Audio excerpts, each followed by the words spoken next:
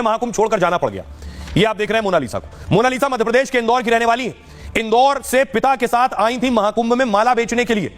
उनके साथ ही बाकी परिवार भी महाकुंभ में माला बेचता था, लेकिन कुछ ही दिन में उनकी तस्वीरें तेजी से वायरल होने लगी। सोशल मीडिया पर लोग उनकी सुंदरता की तारीफ करने लगे। तस्वीरें वायरल होने से पूरे देश में लोकप्रियता बढ़ गई। इसी लोकप्रियता की वजह से लोग उनके साथ सेल्फी लेने लगे और हालत यह हो गई कि सेल्फी लेने वालों की मोनालिसा के पास हर वक्त भीड़ लगी रहती। यहां तक कि लोग यहां सेल्फी के लिए लोग पीछे पीछे मोनालिसा के दौड़ने लगे। मोनालिसा पहुंची थी माला बेचने के लिए। कई बार इससे बचने के लिए मोनालिसा को छिपना पड़ता था। मोनालिसा पर यह दावा उनके परिवार की तरफ से किया गया है। इससे महाकुंभ में वो पिता के साथ माला नहीं बेच पा रही थी, लोग इतना परेशान कर रहे थे। आखिर मोनालिसा के पिता ने परेशान होकर मोनालिसा को वापस भेज दिया है। फिलहाल उनका बाकी परिवार अभी महाकुंभ में माला बेचता है। दूसरी है हर्षा।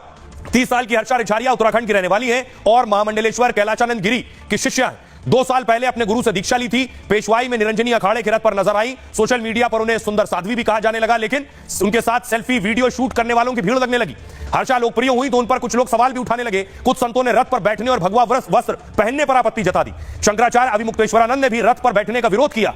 विवाद इतना बढ़ गया कि एक वीडियो में हर्षा रोते हुए नजर आई थी। परेशान होकर उन्होंने महाकुंभ छोड़ने का ऐलान कर दिया। इसके साथ ही उन्होंने कहा कि वो अभी साध्वी तो नहीं बनी है, लेकिन मैं धर्म और सनातन संस्कृति को जानने महाकुंभ में आई थी। मुझे इस लायक भी नहीं छोड़ा गया कि पूरे महाकुंभ में रुक सकूं। वो महाकुंभ जो जीवन में एक बार आएगा वो भी मुझसे छीन लिया। मेरे साथ जिन्होंने ये सब किया है उनको पाप जरूर लगेगा। आइए अब आपको सुनवाता हूं, दोनों को सुनिए। मोनालिसा जो मध्य प्रदेश चली गई, हर्षा जो महाकुंभ छोड़ चुकी हैं, क्या कहना है? आपको कैसा लगता है लोग फोटो खिंचवाते थे?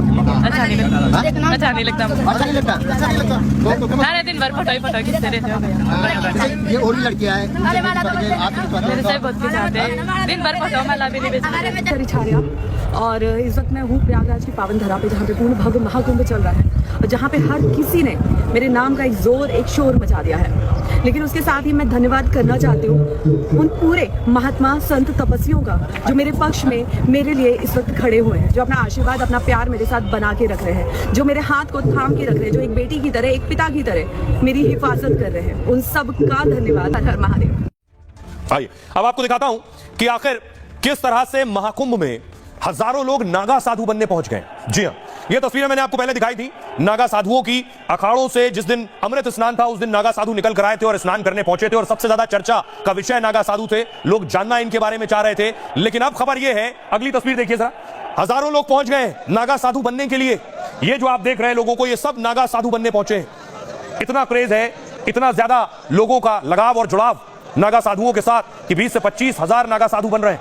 अगली तस्वीर देखिए जरा। महिलाएं भी पहुंची हैं साध्वी बनने के लिए, यानी न सिर्फ पुरुष बल्कि महिलाएं भी सब कुछ त्याग कर नागा साधु बनने के लिए पहुंची हैं।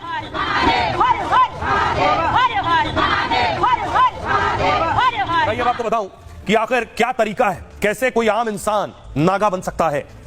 महाकुंभ में एक साथ 20 से 25 हजार नागा साधु बन रहे हैं। इसमें जूना अखाड़े से लेकर निरंजन अखाड़े के साधु हैं। नागा साधुओं को सनातन धर्म का रक्षक भी कहा जाता है, लेकिन युवा साधकों के नागा साधु बनने की प्रक्रिया बहुत कठिन है। संगम घाट पर साधकों ने 7 पीढ़ियों का पहले पिंडदान किया, फिर गंगा में 108